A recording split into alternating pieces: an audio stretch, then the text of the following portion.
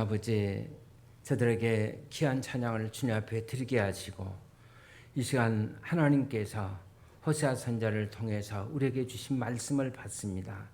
이 말씀이 호세아가 간절하게 애썼던 그때 그 당시에 그 말씀으로 우리가 받고 하나님 앞에 회개하고 더 하나님 앞에 많은 열매 드려 영광 돌리는 우리의 삶이 될 수 있도록 도와주시옵소서. 예수님의 이름으로 기도하옵나이다. 아멘. 할렐루야. 오늘 이제 호세아서의 14번째 이제 마지막 시간입니다. 우리가 호세아 14장을 우리가 이렇게 보시면 크게 두 부분으로 나눌 수가 있습니다. 1절부터 4절까지는 이제 회개의 성찰, 그리고 5절에서 9절까지의 내용은 회개에 대한 열매, 회개한 사람들의 열매에 관해서 기록되고 있습니다. 여러분, 우리가 아무리 강조해도 못하지 않는 영적인 건강의 핵심은 바로 회개라고 할 수가 있습니다. 우리가 예수를 믿을 때 세상으로부터 하나님을 향해서 근본적으로 이제 방향을 돌이키죠. 근본적인 회개. 그러나 그것은 회개의 마지막이 아니라 여러분, 회개의 그것이 바로 시작입니다. 그리고 또 날마다 하나님이 기뻐하지 않는 것에서 돌이키는 일들이 계속 우리의 삶에서 지속되어야 하는 것입니다. 한 시대가 어두워지고 역사의 밤이 올 때 하나님은 종종 영적 성을 가져오는 대붕을 허락하셨습니다. 우리가 기독교 역사를 살펴보면 이런 대붕이 일어날 때 이 대붕의 핵심의 한복판에는 언제나 성도들의 진지한 회개 운동이 있었던 것을 볼 수가 있습니다. 우리가 살아온 20세기가 시작될 무렵에 전 세계에 영향을 끼치는 역동적인 붕이 있었습니다. 영국의 남부에서 시작된 운동으로 1904년에서 1905년에 있었던 소위 에일즈 대붕이라고 말합니다. 그런데 이 에일즈 대붕은 이름이 없었던 몇몇 청년들이 모여서 이제 기도한 데서부터 붕이 시작이 됩니다. 그 모여진 청년 중 리더 중에 한 사람인 이반 로버츠라는 젊은이가 있었어요. 사진 나오죠? 이 친구는 본래 13살에 하나님의 은혜를 체험하고 주님 앞에 자기 일생을 헌신하기로 작정합니다. 그리고 13살 때부터 티네이지 시절부터 그런 깊은 기도 속에 들어가 날마다 하나님 앞에 기도를 드리며 특별히 그의 제목은 하나님의 부흥을 보게 하소서라는 그런 기도의 제목으로 계속 기도했다고 합니다. 때로는 이 소녀는 강부로 일하기도 했어요. 가난한 집에 태어나서 학교에 갈 돈이 없었기 때문에 그는 강부로 일하면서 때로는 학비를 벌면서 그렇게 공부했다고 합니다. 26살이 되었을 때 그는 마음속에 일어나는 이제 기도에 대한 갈망을 펼치기 위해서 내가 아무래도 신학을 해서 목회자가 돼야 되겠다. 그래서 신학을 지원합니다. 당시 영국 신학교는 직접 들어가는 것이 아니라 예비 단계, 이제 예비 단계를 거쳐서 거기에서 합격하면 이제 본격적으로 이제 신학 수업을 받도록 그렇게 돼 있었습니다. 자기 주변에 있는 젊은 친구들 20여 명을 모아놓고 이제 함께 기도회를 갔습니다. 그때 그 기도회 강사는 셰저라는 분이었는데 그분이 그날 거기 모인 20명 남자한 젊은이들에게 이렇게 기도하라고 도전을 했다고 합니다. 그 기도의 제목이 뭐냐면 밴드어스, 우리가 밴드는 굴복시키다, 구부러진다 그런 뜻을 가지고 있죠. 그래서 그의 기도는 밴드어스, 밴드미, 우리를 굴복시키소서, 우리가 하나님 앞에 구부러지게 엎드러지게 하소서. 그래서 밴드어스, 밴드미라는 그런 기도의 제목을 가지고 기도했습니다. 영어로 어렵지 않으니까 우리 한번 따라해보자. 밴드어스, 밴드미. 이 말은 뭐냐면 내가 주 앞에 구부러지게 하소서, 내가 주님 앞에 엎드려지게 하소서, 주님 앞에 굴복되게 하소서, 그런 뜻입니다. 자, 그는 이 기도가 너무 좋아서 그는 일상적인 삶에서 날마다 이 기도를 계속하고 자기가 기도를 인도할 때 이 기도를 붙잡고 계속해서 기도했다고 합니다.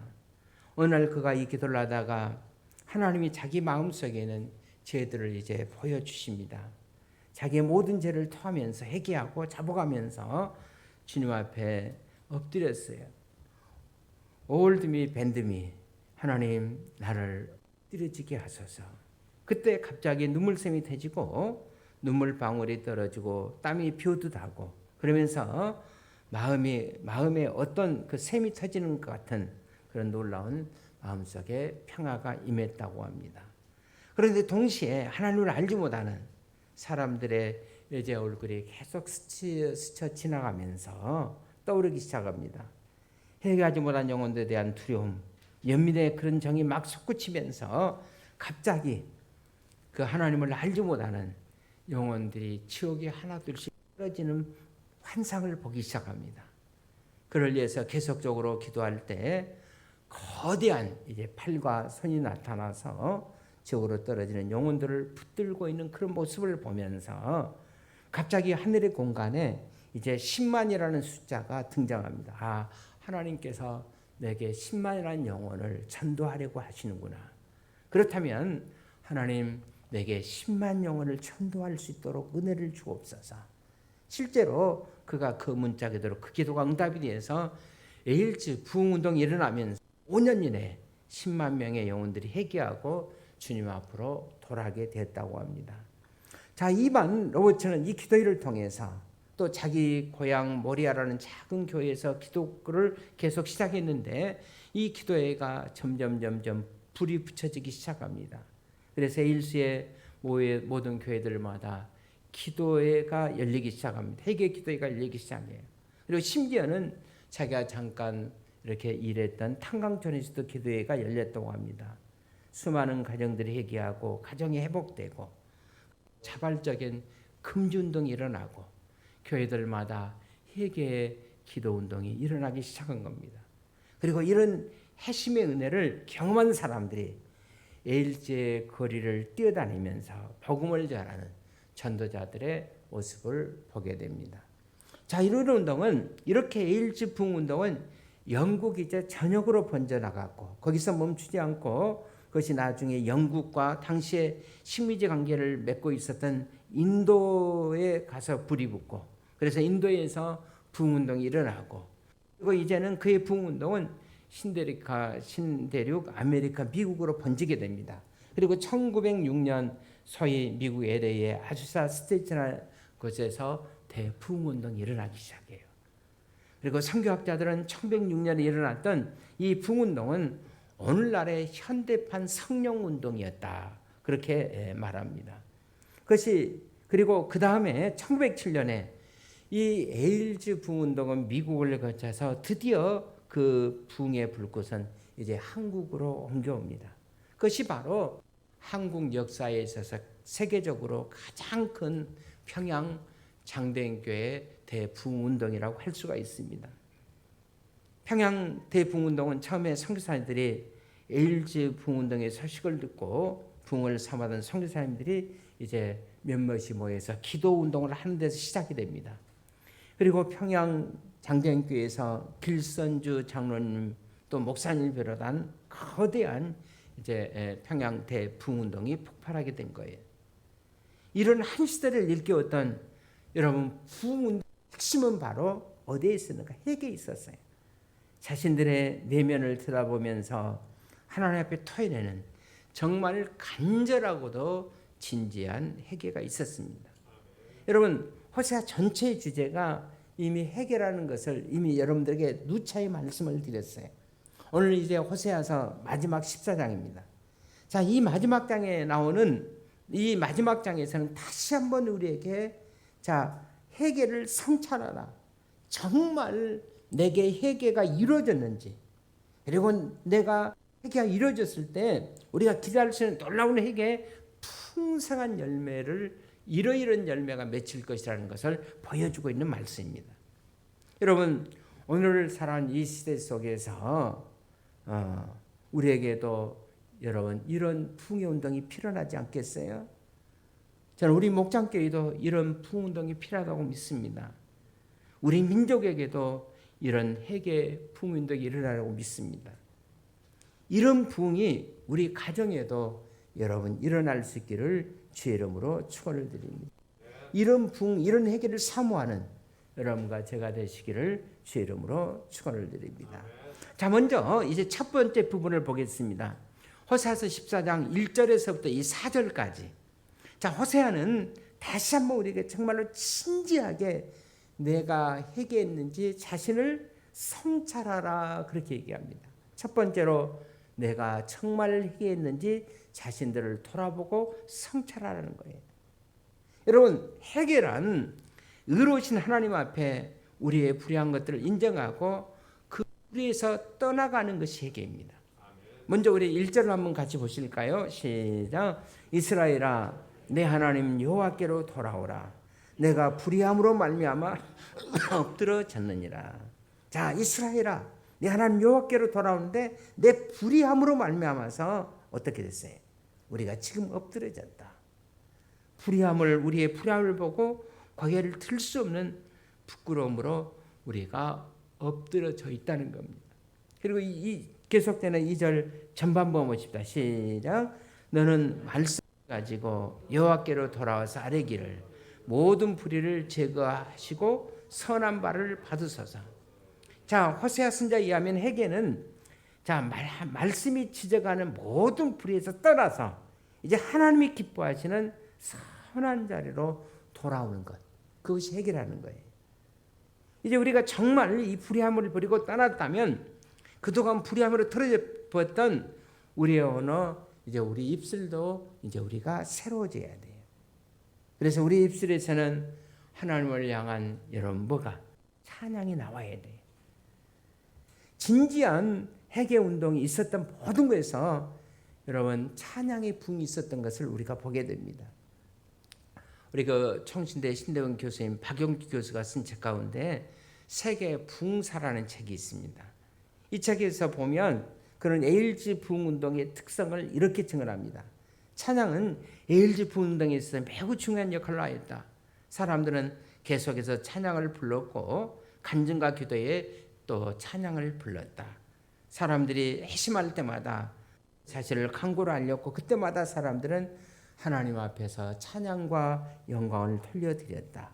사람들은 은혜에 충만해서 거리를 다니면서 중얼거리듯이 찬양했고 때로는 밤새 찬양을 부르는 사람들이 많이 있었다. 에일즈 전체가 거대한 찬양의 불길에 휩싸이는 것 같았다. 회개와 함께 사람들의 마음속에서 이렇게 여러분 찬양이 폭발한 거예요. 오늘 본문 2절 그 하반부를 보시면 자, 우리가 수송아지를 대신해서 그다음에 뭐죠? 입술의 열매를 주께 드리리다 그랬어요. 수송아지를 대신해서 입술의 열매를 주께 드리겠습니다. 여러분, 우리의 입술을 통해 드리는 열매가 뭐예요? 찬양이에요. 그래서 시편 147편 1절로 한번 같이 봅시다. 시작. 할렐루야. 우리 하나님을 찬양하는 일이 선함이며 찬송하는 일이 아름답고 마땅하도다. 여러분, 찬양하는 것은 회개한 사람들에게 임하는 입술의 열매, 그것이 바로 찬양입니다. 내 마음, 내 마음 속에 지금 찬양이 있는가? 내 입술에 찬양이 있는가? 그러면 우리가 그것이 바로 내가 회개했다는 증거가 될 수가 있어요.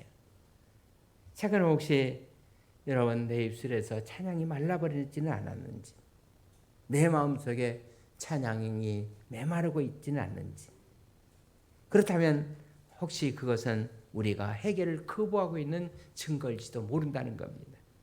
이반 로버츠가 주님 앞에 엎드려 자복하고 회개하면서 하나님 앞에 찬양을 돌렸던 것처럼 또 이제 엎드려 자복하고 회개하시면 그 찬양의 샘이 우리에게서 터져 나올 줄로 믿습니다. 찬양의 강이 우리의 마음속에서 다시 흘러가야 합니다. 이스라엘 백성들은 회개의 증거로 찬양과 함께 이제는 사람이 아니라 오직 하나님 한 분만을 우리가 의지하겠습니다 라고 고백합니다. 우리 3절을 같이 한번 보실까요? 시작. 우리가 아수리의 권을 의지하지 아니하며 말을 타지 아니하며 다시는 우리 손으로 만든 것을 향하여 너희는 우리의 신이라 하지 아니하리니 이는 그와가 주로 말미암아 긍휼을 얻었습니다 할지니라. 자, 이제 회개하고 이제 우리가 떠나겠다는 거예요. 우상을 버리겠다는 거예요. 전반부에는 이제는 우리가 사람을 의지 않고 당시 거대한 제국인 아수르의 힘도 우리가 이제는 의지 않겠다고, 그리고 오직 하나님 한 분만 의지하겠다고. 여러분, 이것이 바로 그들의 찬양, 그들에게 이것이 바로 회개의 증거인 줄로 믿습니다. 바로 그 순간 하늘의 진노가 떠나갑니다. 그리고 하나님의 긍휼과 자비하심이 그들에게 임하고 주의 사랑이 그들에게 임하게 된 것입니다. 여러분, 4절을 다시 한번 보실까요? 시작. 내가 그들의 반역을 고치고 기쁘게 그들을 사랑하리니 나의 진노가 그들에게서 떠났음이니라. 우리 성경 같이 하는 것이 좋아요. 읽을 때 성경 읽는 자도 보겠다고 그랬잖아요. 자, 내가 그들의 반역을 고치고 기쁘게 그들을 사랑하리니 나의 진노가 그들에게서 어땠다? 떠났습니다. 뭐가 떠났어요? 하나님의 진노가 우리에게서 떠났어요. 하나님의 진노가 떠나고 이제 주님의 말씀이 내게 임하기 시작한 겁니다. 이제 내가 기쁘게 너희를 사랑하리라. 내가 다시 이제 너희를 사랑하겠다고 말씀하십니다. 너희들이 나에 대한 반역을 고치고 회개했기 때문에 이제 너희들을 향한 새로운 사랑의 역사를 내가 시작하겠다라고 말씀하고 있습니다. 여러분, 이것이 바로 회개의 증거예요. 이건 얼마나 아름다운 회개입니까? 회개가 아름다운 이유, 회개는 우리가 친정한 우리의 삶 속에 여러분 삶의 축복을 가져다 주기 때문에 그렇습니다. 두 번째로, 자, 호세아 선지자는 우리를 향해서 회개하라. 회개하는 자에게는 열매가 있다. 그렇게 말씀해요. 자, 회개 열매. 우리 한번 따라합시다. 회개 열매를 맺자. 자, 이어지는 오늘 본문 5절에서부터 9절까지가 바로 회개하는 사람들에게 나타나는 회개의 열매예요. 자, 5절에서 9절에 있는 말씀. 하나님은 자, 여기에서 회개 열매를 우리에게 보여주시면서 회개하는 사람들을 향한 이제 미래에 대한 약속을 우리에게 보여주시고 있어요. 그러면서 아주 아름다운 그런 시적인 언어를 사용해서 이제 돌이킨 너희들을 향해서 내가 이렇게 너희들을 향한 미래를 준비해 주시겠다. 그렇게 지금 5절에서부터 9절까지 말씀해 주고 있습니다. 자, 이제부터 너희들은 이와 같이 되리라. 그래서 두 번째 부분, 자, 회개의 열매를 무엇 같이 되게 하려. 우리 영어로 무엇을 like라고 그러잖아요. 7번 이렇게 말씀이 나옵니다. 내가 너희들에게 무엇 같이 해주겠다. 회개하는 사람들에게 이렇게 해주겠다. 7번의 말씀이 등장합니다. 자, 정말 아름다운 시적인 표현을 통해서 회개하는 사람들에게 풍성한 미래에 대한 이제 열매를 말씀하는데, 첫 번째가 자, 5절에 있는 말씀이에요.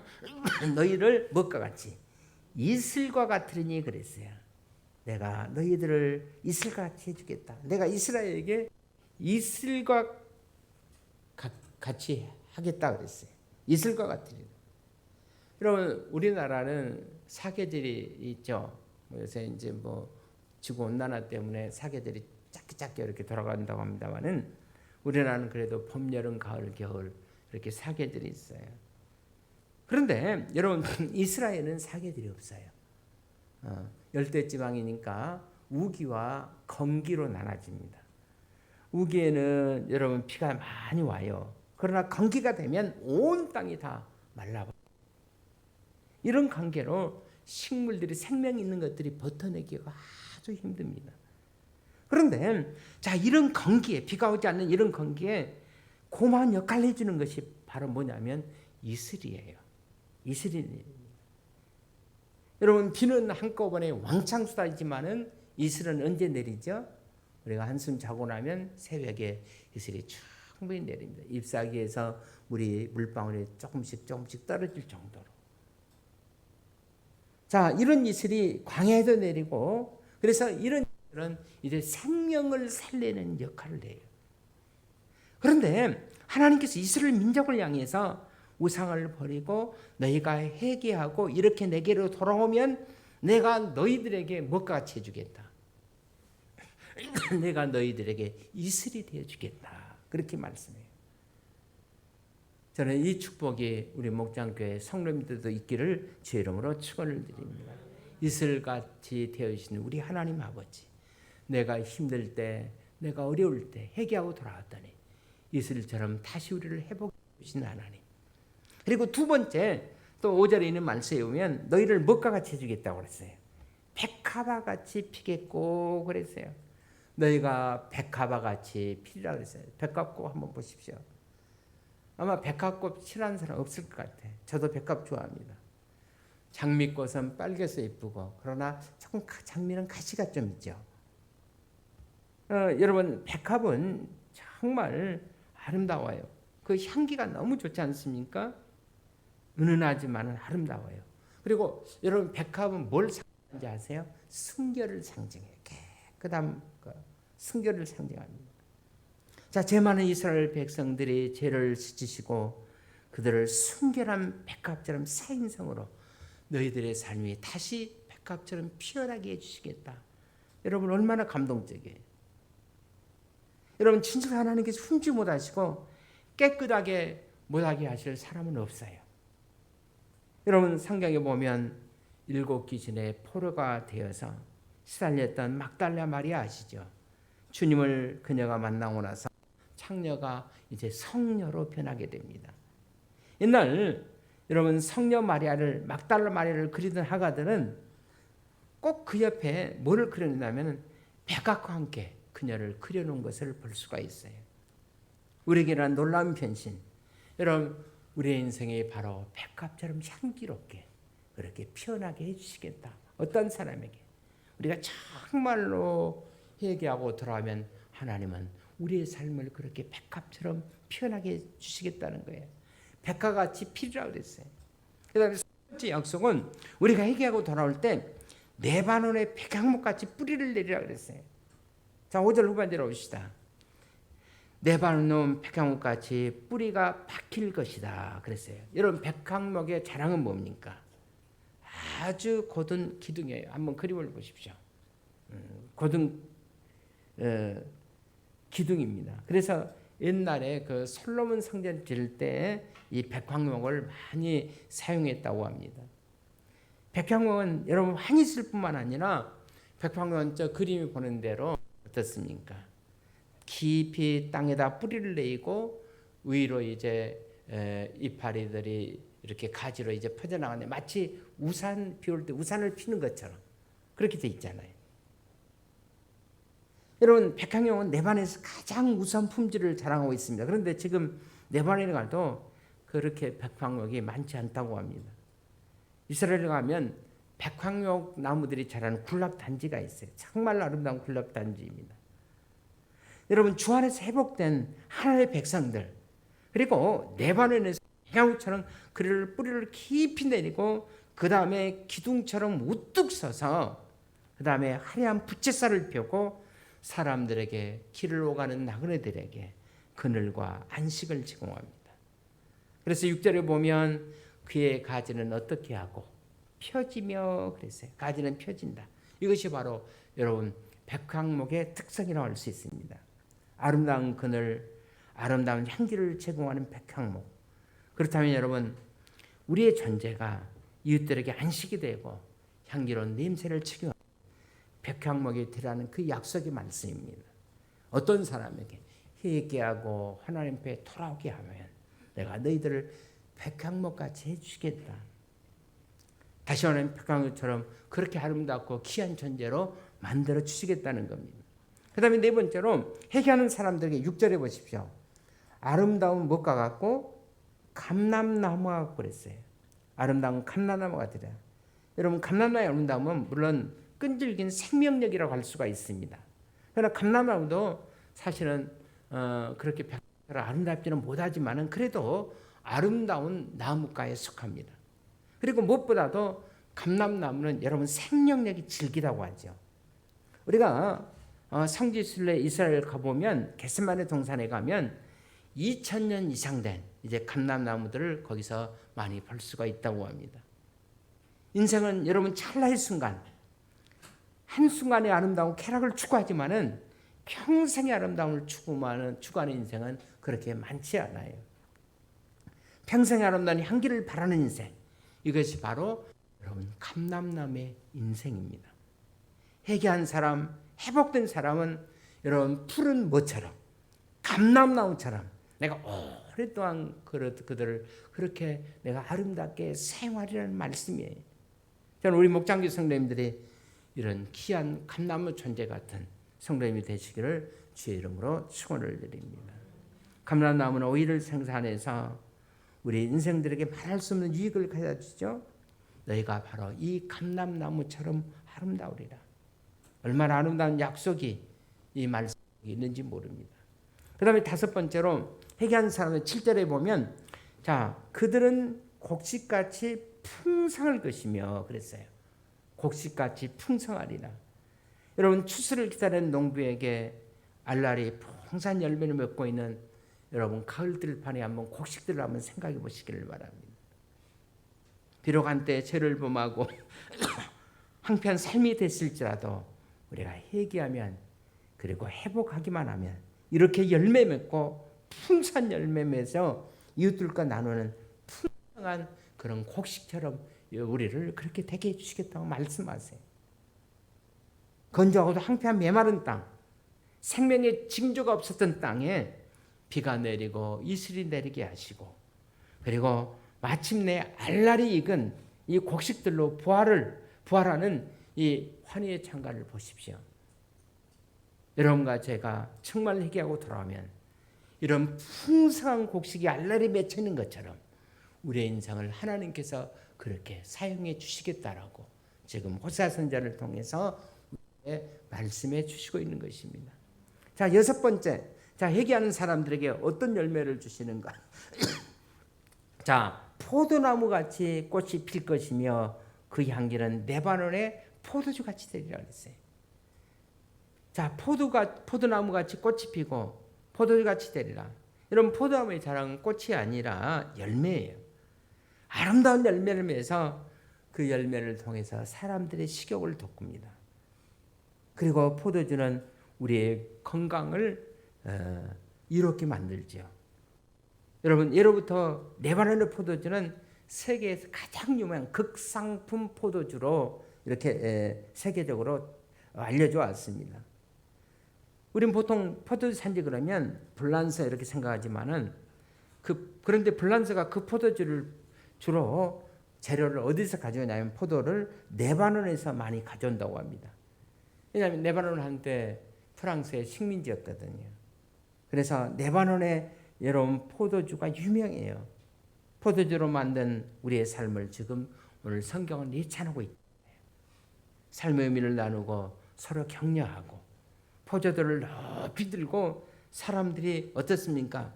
서로를 축복하면서 위로하고. 그래서 우리가 어떤 좋은 일이 있을 때는 뭘 터뜨리죠? 샴페인을 터뜨려 따끔 뻥 소리가 나면서 터뜨리는데 그 안에 포도의 재료가 들어가 있어요. 그래서 기분 좋으면 이제 축배를 들고 우리가 뭐라고 하죠? 이하여 그랬잖아요. 자, 여러분들이 이하여 하나씩 해보시기 바랍니다. 시작.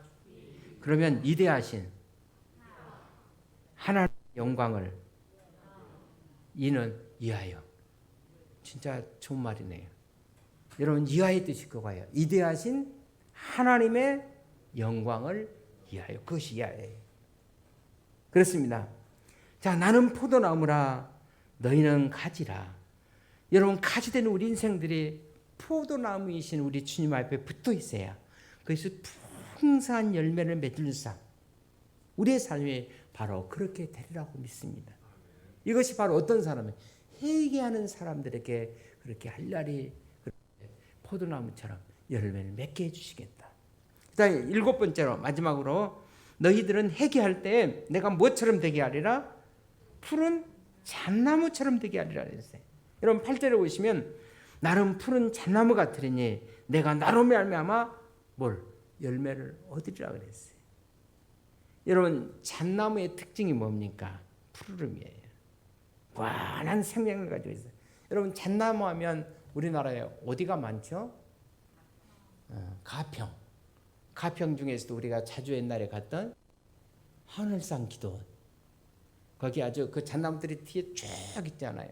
우리가 기도하는데 보면 거기에는 여름에도 뭐가 없는지 아세요? 잣나무가 많은 거는 잣나무는 향이 있잖아요. 그 향 때문에 뭐가 없어요? 모기가 없어요. 그래서 하늘산 기도에는 모기가 없어요. 잣나무 때문에. 그러니까 잣나무는 여러분 푸르름을 상징하고 생명력을 상징합니다. 아마 잣나무처럼 이렇게 쓸모가 많은 아마 그런 나무도 없을 것 같아요. 유명한 여러분 가평이 산지지 않습니까? 어디에 갔더니 자시오 그렇게 써놨더라고요. 그래서 뭘 자시라는 얘기인가 그랬더니 잡하는데 거기에 가보면 여러분 잡국수, 잣으로 만든 곰탕 가평에 가면 우리가 이렇게 드실 수가 있어요. 거기 가서 많이 자시기를 바랍니다. 여러분 잣은 한방 의약품으로도 많이 쓰여지기도 하고 그런데 오늘 주님께서 이렇게 말씀합니다. 나는 푸른 잣나무 같으리라. 거기서 끝나지 않고 나는 너로 말미암아서 그 푸르름의 열매 맺게 하시겠다. 그렇습니다. 여러분 푸른 잣나무처럼 될 수 있다고 우리에게 그렇게 말씀하고 있어요. 그리고 마지막 이제 회개하고 회복된 인생 이런 의인들이 그러한 아름다운 삶의 길을 보여줌으로써 이제 호세아 전체가 14장에서 이제 마무리되고 있습니다. 그렇습니다. 우리가 호세아 전체를 마치면서 오늘 14장에 나와 있는 이런 축복이 우리가 이렇게 회개하고 주께로 돌아오기만 하면 서기만 하면 주님께서 우리의 미래를 이렇게 열어주시겠다는 거예요. 옛날 우리 한국에 그 아버지에게 어떤 아들이 재산을 분개해 줄 것을 요구하고 집을 떠나려고 합니다. 마치 성경에 나와 있는 그 현대판 탕자 같은 아들이 있었다고 합니다. 아들은 하도 아버지에게 졸라서 자기도 사업을 해야 되고 독립하고 싶다고 얘기하니까 그냥 할 수 없이 아버지가 이 철없는 아들에게 재산을 나눠주기는 하면서도 믿음지 못하는 거예요. 불안한 거예요. 그래서 집을 떠난 아들에게 재산을 나눠주면서 아들아 혹시 내가 인생에서 실패하거든 돈이 떨어지거든 추리하지 말고 집으로 돌아오라고. 아버지는 내가 돌아오기를 기다릴 것이라고. 이 집보다 더 좋은 삶의 자리는 없다고. 나는 너를 기다릴 것이라고. 그때가 가을이었습니다. 가을철 낙엽이 떨어질 때 그 집에는 단풍나무가 있었는데 큰 단풍나무가 있었는데 그 붉은 단풍나무를 가르치면서 아들아 너를 향하는 아비의 사랑은 저 붉은 단풍과 같아. 가을이 되면 이 아버지를 생각하고 내가 필요하다고 생각하면 언제든지 집으로 돌아오라고. 저 붉은 단풍은 너를 향한 아버지의 사랑이란다. 그리고 그때 아들은 네 하고 그냥 휙 떠났습니다. 가을이 오면 아버지는 집안의 뜰을 정리하고 단풍나무를 정리하면서 아들을 기다려 몇 년이 지났습니다. 이 아들이 성경의 탕자처럼 모든 것을 탕진하고 이제 집으로 돌아옵니다. 그런데 그 애는 가을에 단풍이 너무 많은 비바람과 그 쇠로 말해서 쉽게 떨어져 버렸어요. 단풍잎이 거의 다 떨어져 버렸습니다. 혹시나 아들이 돌아다가 저 단풍잎이 다 떨어진 것을 보면 아버지의 사랑도 식었구나 그렇게 생각하지 않을까 해서 집안 식구들을 불러서 아버지는 혼이불들을 다 꺼내서 거기에다가 단풍 색깔을 입히고 온통 단풍나무 비슷하게 색깔로 입혀놨다고 합니다. 혹시 아들이 집을 향해서다가 멀리서라도 그 단풍 궁수가 입혀진 단풍나무 지붕까지 덮어놨는데 그거를 보고 돌아올 수 있도록 아버지의 사랑은 변하지 않구나. 그래서 어느 날 아들이 돌아오다가 온동 단풍나무가 아니라 단풍 색깔로 단풍나무뿐만 아니라 지붕까지 입혀진 것을 보고 그래 아버지는 나를 기다리고 있었구나. 통곡하면서 아버지 품으로 돌아와서 안겼다고 합니다. 여러분 저는 이것이 바로 하나님께서 여러분과 저를 사랑하신 사랑이라고 믿습니다. 우리가 돌아오기만 하면 회개하고 다시 돌아오기만 하면 우리를 하나 주시고 축복해 주신 하나님. 그래서 호세아서 14장에 그 마지막 부분들 5절에서부터 9절까지는 표현할 수 있는 모든 언어를 다 동원해서 내가 너희들을 회개하고 돌아오면 이렇게 내가 너희들을 축복하겠다. 새로운 내가 미래를 너희들에게 열어주겠다. 그 말씀 아닙니까? 그렇습니다. 우리가 하나님 앞에 회개할 수만 있다면, 그리고 진지하게 회개한다면, 여러분, 하나님은 여러분과 저에게 풍성한 미래, 복된 미래를 열어주실 줄로 믿습니다. 이런 하나님의 사랑을 회개하고 경험하게 될 수 있기를 주의 이름으로 축원을 드립니다. 기도하겠습니다.